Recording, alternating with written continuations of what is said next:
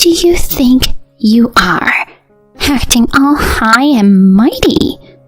There are plenty of women who can replace you as a wife, you know. You better watch your mouth. I had enough of my mother-in-law's oppressive behavior. Understood. Well, I'll leave as you wish. A few days after moving out of the house, she showed up with a swollen face in front of me. I'm sorry. I want you to forgive me. Please. I'm Hazel, a 30-year-old homemaker. It's been 2 years since I married Daniel. Our story goes back to our university days. Back then, I was working part-time at a convenience store, and he joined as a new part-timer. He was a freshman, a year younger than me. Surprisingly, we found out we attended the same university. We were also in the same major, so we hit it off during overlapping shifts. We enjoyed chatting about easy classes to take and interesting clubs. We continued working at the same place throughout our university years. Even after I got a real job, we stayed in touch, offering advice during his job hunts.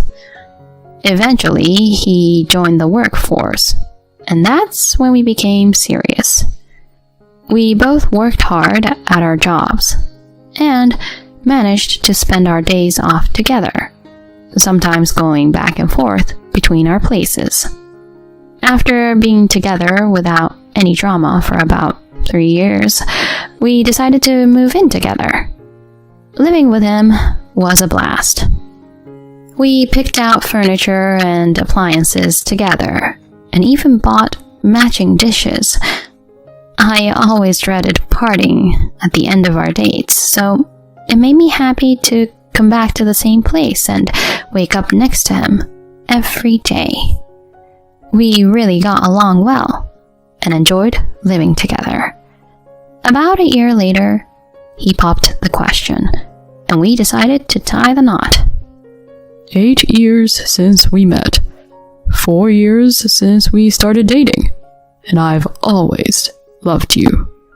My feelings for you keep growing. You'll always be the most important person to me. So marry me, and let's spend the rest of our lives together. My feelings for you haven't changed since we started dating. I look forward to our future together. Hence, the wedding preparations began. First, we went to introduce ourselves to each other's family. Since we had been together for a long time and lived together, he had already met my mom. As for my dad, it was his first time meeting Daniel, but my mom had spoken highly of him, so he seemed to trust him already. The impression was good from the start, and we had a cheerful time together. My dad was impressed by Daniel and gave us blessings for our marriage. Next, we visited his parents, whom I had never met. I was extremely nervous, wondering what they'd be like.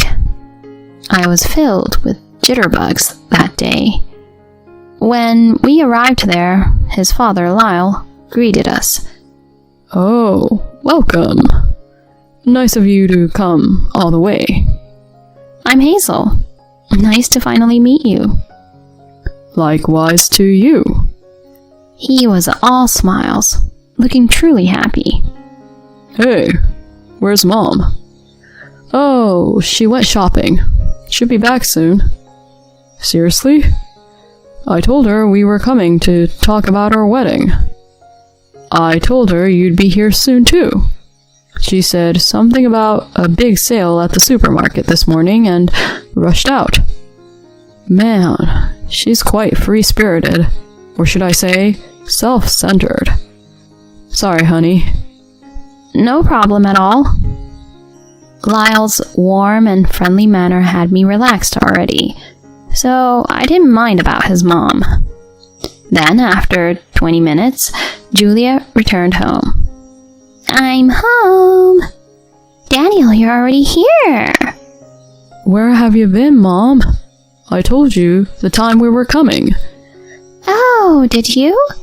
Well, I couldn't help it, so cut me some slack, will you? Jeez, you're selfish. Hi, I'm Hazel. Oh, you're the fiancé. Happy to meet you. Here, I brought some cakes. Oh, how sweet of you. I'll make some drinks then. We finally sat down, all together, and chatted over coffee and cakes. He had mentioned bits and pieces about our relationship since his college days, so his parents were aware of our history. You've been together for a long time, and you seem to have a solid relationship. I'm happy that you guys found each other and look forward to having you as a family, Hazel. Thank you. It's my pleasure to be a part of your family. Relieved to have Lyle's blessing and to see Julia smiling beside him. After, we managed to arrange a dinner with both families. We had our wedding. Then, we went on our honeymoon and started our married life. Well, since we've been living together, nothing much changed. But just being newlyweds made me feel excited. Seeing my changed last name made it sink in that I was indeed married. Both of us had lived alone before, so cooking and cleaning weren't an issue. We shared household chores while focusing on our work. Our new life was fun, and time flew by. Before I knew it, 2 years had passed, and we were still going strong, very much in love. However, something happened that changed our circumstances around that time. It all began when Lyle had an accident that led to a fractured leg and was required to stay in the hospital for a while. Dad, are you okay? Oh, sorry to worry you. It seems quite serious, and I'll have an extended hospital stay followed by rehab. Oh no. And there's a bit of an issue. I need rehab 3 times a week. But Julia doesn't drive a car, so there's no one to drive me. Oh, right. Now that you mention it, we're wondering what to do once I get discharged. I see. Rehab must be for quite a long time, huh? Yeah, that's the thing. So, we're looking for someone reliable, but it's not easy for everyone to commit long term. Arranging a taxi every time costs money, you know? He seemed really troubled. Daniel and I were also scratching our heads over that. It was for sure inconvenient that there was no one available to take him to rehab. Both of us are busy working. Yeah, what to do? We were inclined to help Lyle somehow and talked about it often. Then, Daniel received a call from Julia. Hey, Mom. What's up? Daniel, I have a favor to ask. It's about Dad. Oh, the rehab thing? Yeah. I hate to ask, but can you guys help him? We've thought about it, but we're both working, so it's difficult, you know? Please. I can't handle it alone. Would you consider moving in with us? What? Live with you guys? We were taken aback by her sudden request. If it was just about picking up and dropping off for rehab, we'd understand. But she unexpectedly asked us to move in. I really don't know what to say at this moment. Please, we're really in a tough spot. Let me discuss this with Hazel. We'll get back to you soon. Please, thank you. He ended the call, and we deliberated. At one point, I made up my mind. What if I pick up and drop off Lyle for rehab? But you have to work. I'll talk to my boss and change to part-time. No, you've been working so hard to build a career. In that case, maybe I can change to part-time temporarily. I think your career is more important than mine. I'll support your dad and mom. What about moving in with them? Well, why not? Not forever, but as a family, we need to help each other out. You're the best. Thanks, honey. I'll let Mom know right away. He called her, informing her about living together and taking care of the ride. She was overjoyed and extremely grateful. Afterward, we canceled the lease of our apartment to match Lyle's discharge from the hospital and moved to my in-laws. I explained my situation to my boss and got switched to part-time, working 2 to 3 times a week. Then, I helped Julia with housework and caregiving while handling Lyle's rehab trips. I did my best to assist them as much as I could. However, Julia often complained about how I did things. What have you cooked here? It's tasteless. Oh, is it? Sorry. I thought the seasoning was just right, but... Are you kidding me? Do you have a taste disorder or something? Excuse me? Make it more flavorful. Oh, okay. On another day, I was criticized for the way I cleaned. Hey, you're cutting corners. This spot is still dirty. She nitpicked about incredibly minor things. Honestly, unless it was a deep cleaning day, I wouldn't have bothered with those specific areas. She kept criticizing me, and gradually showed her true colors. Honestly, what's the point of using you as a homemaker? Huh? She said, using me. If you call yourself a housewife, do a better job. You can't even do chores well. You're done as a woman. She kept insulting me. Why did she have to say such things? It seemed like she enjoyed tormenting me. Maybe suggesting we live together was to bully me from the start. It was enough to make me think about such things. I think I'm quite capable of taking care of the chores. Even objectively, I believe I did the housework properly. And she left everything to me.